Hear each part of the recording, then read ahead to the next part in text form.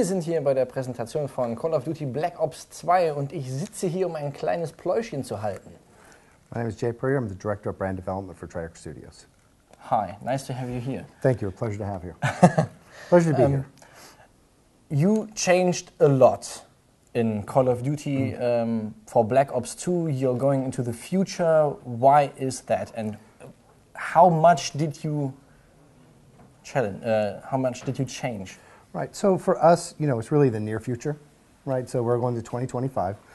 Excuse me. So the game takes place, 1/3 of the campaign takes place in the 80s, and 2/3 are going to 2025. So for us, it was really being able to try to tell this, multi-generational story between Mason, Alex Mason and David Mason, his son, right? And then really being able to create this villain story with Raul Menendez. So we really wanted you to be able to see what it was like back during the 80s. There's some involved, you meet him through some flashback levels, and then you really get the idea of who he is in the future. So really being able to tell this time-spanning narrative is why we chose that period of time.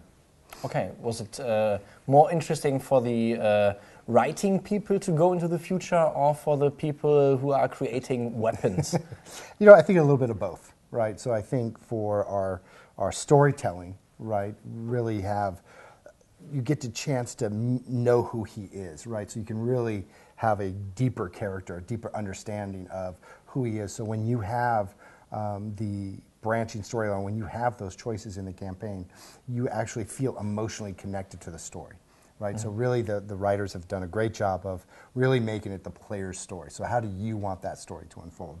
Then on the flip side, right, you give anybody who's very, very creative and talented a team as Treyarch the ability to go to the future and see what kind of new things that they could do for multiplayer and single player. I mean, it's the best of both worlds.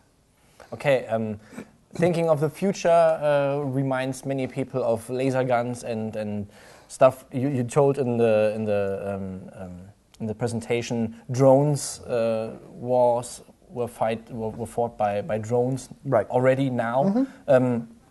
Who helped you creating weapons of the future? So for us, we did a lot of research. I mean, we are always doing research. One of the people we worked with was a gentleman by the name of Peter Singer.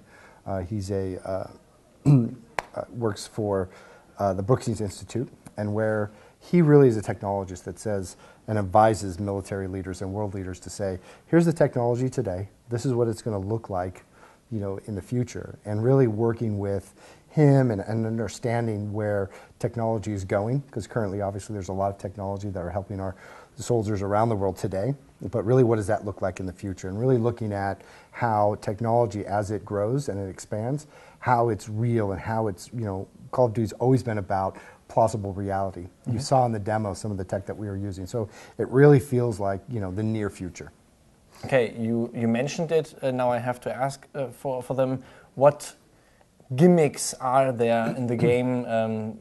What can we see? We had those gloves, and we had the parachute things. Yeah, so there's a couple of things in single player, mm-hmm. right? You mentioned the nano gloves that allows players to actually stick to objects, right? Mm-hmm. In multiplayer, you'll see some of that as well, and the scanner or some of the attachments we use, where it'll actually send out a pulse into the environment, mm-hmm. to where you'll actually see enemies behind objects.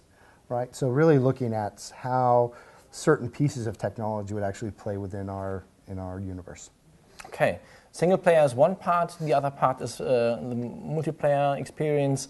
All that stuff is in the multiplayer as well. And how does it change the way to play a game, a shooter game in the future with future technology? Yeah, again, it's Call of Duty has always been about boots on the ground, right? So the way these particular pieces of technology are going to work, depending upon how people use them. So you could say, in some cases, when you start to look at the MMS that I referred to, right, where you may be walking through the environment, where you'll be able to say, oh, there's a choke point coming up, right? Or there's something where there's a lot of action going on. I may be able to pull up a scanner and actually see maybe sort of some of the different objects or some of the different enemies coming around the corner, right? Mm-hmm. So really allowing players to interact with the technology in a way that feels great in a multiplayer experience. Okay. What else did you change in the multiplayer experience, mentioning modes, game modes, which is modes coming back and Yeah. new modes. Yeah, so one of the biggest change I think for us is there's really two. One is multi-team. We've actually introduced small squad base where you can go 3v3 or 3v4. So 3 teams of 3 or 3 teams of 4 in a couple of different playlists for us. TDM, or Team Deathmatch rather, Kill Confirmed, and Hardpoint. And so those are really, when you start working as a close squad, it really adds some new dynamic gameplay with your team. Mm-hmm. Esports is a big thing for you, and especially Black Ops 2. There will be many changes for esports loving people, even if they play or if they watch. What can you tell us about this? Yeah, so esports, like you said, it's a big initiative for us. We're actually addressing it sort of on 2 fronts. One is what we're calling league play, which is actually skill-based matchmaking, where you can go in with your friends, create a team, play 5 matches, and you'll actually qualify, and we'll actually place you in a division where you will be playing against like-minded players of like skill, to where, think of it kind of a ladder where you're going to be able to go up and down based on how well you play. But then also, to your point, we have got codcasting, which is allows players the ability to actually go in and watch it like a sporting event.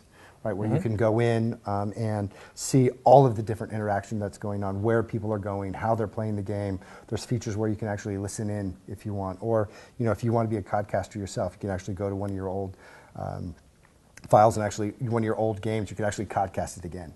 Right, so again, really a lot of ways for our players to not only enjoy the game, but then also share it with the community and their friends. Okay.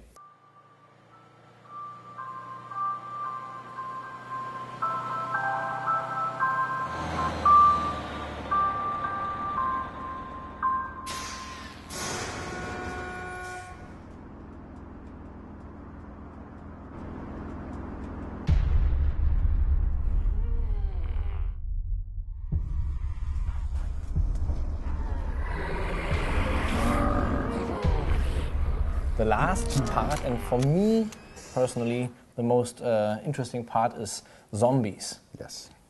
You said in the presentation that this will be the biggest zombie experience. Mm-hmm. Tell us more. I'm going to tell you as much as I can. Okay. All right? Is it fair enough? Because I don't want to spoil it for everybody. Mm-hmm. But for us, really, the 2 big things, well, there's more than 2, but there's quite a few things we're working on. One, as you mentioned, is the largest world ever. We really want our fans to be able to experience this level, go out and find things in the level.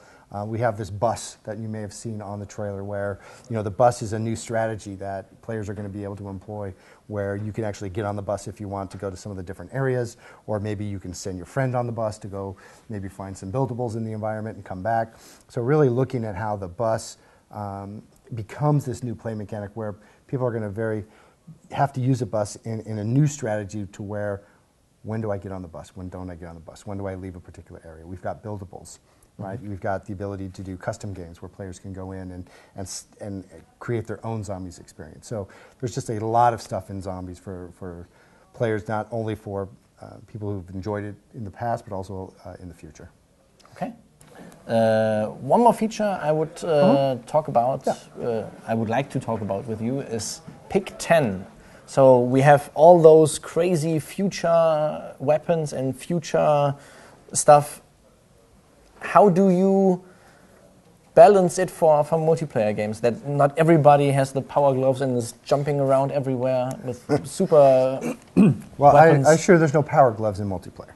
Oh. Right, so sorry. Damn. Yeah, I know that was something that you were looking forward to. So for us, I think you're referring to Pick 10. Pick 10 is a great opportunity, a new way for players to enjoy the content that you're able to unlock and actually create loadouts very specific to you. So it allows players combinations that you haven't been able to do before. For example, you could, if you want, just walk around with a knife and 6 perks. Right? Or if you don't want necessarily a secondary, you can actually load up attachments on your primary. So all of these different combinations are really going to allow our players a lot of different ways to experience the content in the multiplayer